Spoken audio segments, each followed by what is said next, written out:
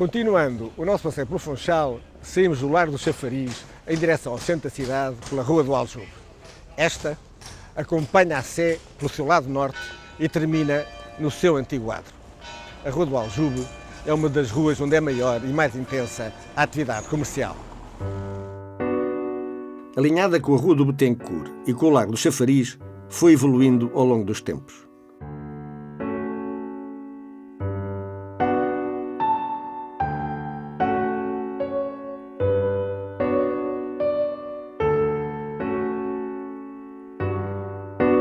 O rei Dom Carlos, visitando a Madeira em 1901 durante 4 dias, por ela transitou em especial carrinho de vimes, puxado à mão por militares e populares.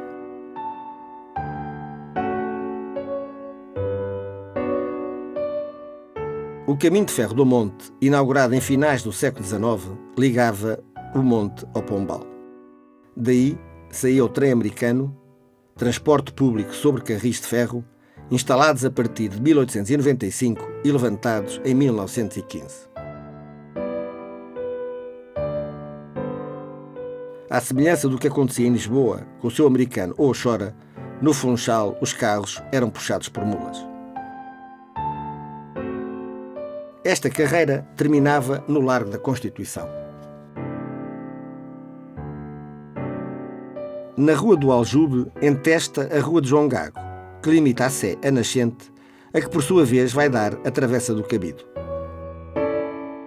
João Gago era familiar de um dos primeiros companheiros de Zarco, e o Cabido era, nesses tempos, constituído por 5 dignitários e por 14 cônegos e 4 meio-cônegos.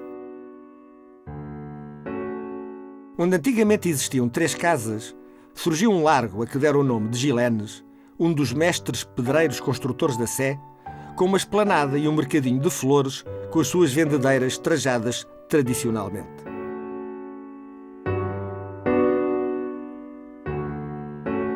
A Rua do Aljube é dominada pela Sé Catedral, mandada erigir em 1485 por Dom Manuel nos seus terrenos, começada a construir provavelmente em 1493 e consagrada em 1516. Só se completa ao longo dos tempos, datando já do início do século XIX, o acabamento dos altares laterais. Gaspar Frutuoso diz que a Sé é uma igreja muito populosa, bem assombrada e fresca, e tem uma formosa torre muito alta, de cantaria, com um formoso coruchel de azulejos, que quando lhe dá o raio do sol, parecem prata e ouro, em cima do qual está um sino de relógio, tão grande, que levará em sua concavidade 30 alqueires de trigo, de tão soberbo e grande tom, que se ouve de 2 léguas, de onde acode gente a qualquer rebate de guerra, quando ele tange. E mais abaixo, na torre, estão 3 janelas, onde estão 15 sinos. Está esta igreja, que é da invocação de Nossa Senhora da Estrela, arrumada de leste a oeste, com a porta principal para o ponente e as 2 portas travessas de norte e sul. Estão guarnecidos os altares, que são 9, de ouro e azul, com 3 ricas capelas, afora a principal, onde tem o coro, do arco para dentro, com seus aposentos custosos e bem lavrados de rica marcenaria, e no cruzeiro se diz a epístola e evangelho em seus púlpitos. Tem deão, dignidades, cônegos, mestre de capela e cantores de boas e delicadas vozes, todos com honesta renda, mas não quanto merecem, por serem ministros muito doutos, virtuosos, destros e escolhidos, como agora o é o ilustríssimo prelado deles, Dom Jerónimo Barreto. Fazia parte de um conjunto de edifícios que incluía a alfândega, a câmara e o Paço dos Tabeliães. Nas Constituições Sinodais de 1578, Dom Jerónimo Barreto, jovem bispo que em 1573, com 29 anos apenas, toma posse da Diocese do Funchal, estabelecia a imagem dos tempos que os clérigos, beneficiados e religiosos só podiam ser julgados e, por conseguinte, condenados e presos pelas autoridades eclesiásticas.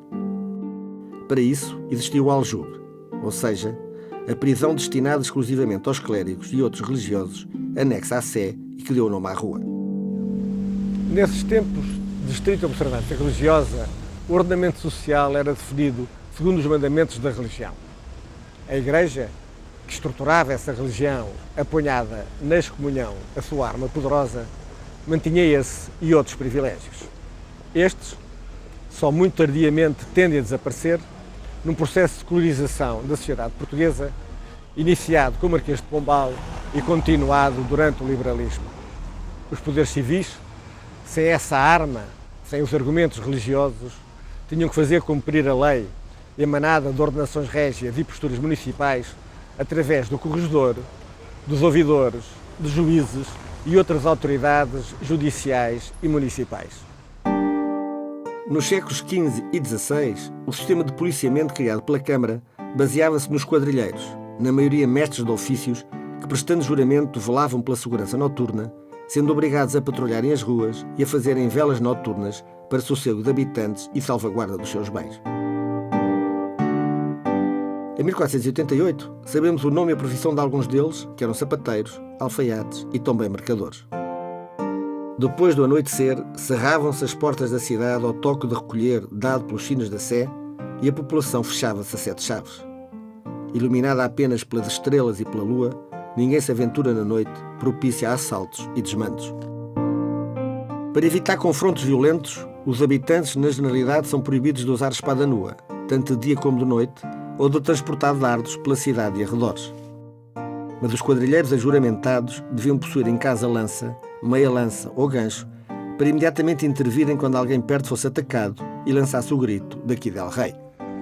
Era proibido andar embuçado, disfarçado e em grupos ou em quadrilhas com maus propósitos. As penas iam desde as multas até ao talhamento de órgão ou enforcamento, passando pelo degredo ou os açoites no pelourinho. Outro meio coercivo era a prisão, e as penas poderiam ser longas e passadas em instalações com condições desumanas. A primeira cadeia ergueu-se onde é hoje a Rua da Cadeia Velha, no fim da atual Rua Direita. Em 1803, a Câmara toma posse administrativamente do edifício no Largo da Sé. Aí faz instalar os espaços do Conselho e 10 anos depois, para aqui transitam os presos para umas instalações que se pretendiam que fossem transitórias. O transitório dura 100 anos. A partir de 1827, passam para o convento de São Francisco, na sequência da nacionalização das ordens religiosas. Mas 9 anos depois, voltam a ocupar as antigas instalações, agora totalmente reservadas à cadeia. Só em 1913 se mudam para umas instalações em São Lázaro e então, perante a animação dos populares, o anacrónico edifício no Largo da Sé, que descaracterizava o centro da cidade, é demolido. De São Lázaro, a cadeia vai para a Rua do Arcebispo Dom Aires, do nome do Arcebispo do Funchal e de Goa, falecido em 1880, e depois, finalmente, os presos são transferidos para a cadeia da Cancela.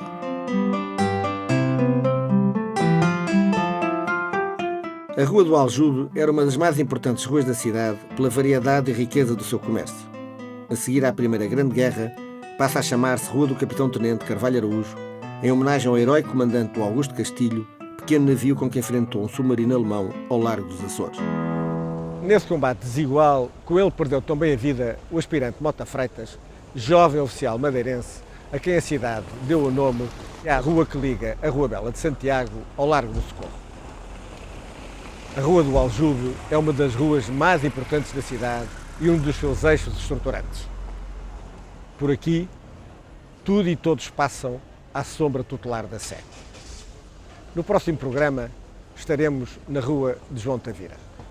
Até lá, passem todos muito bem.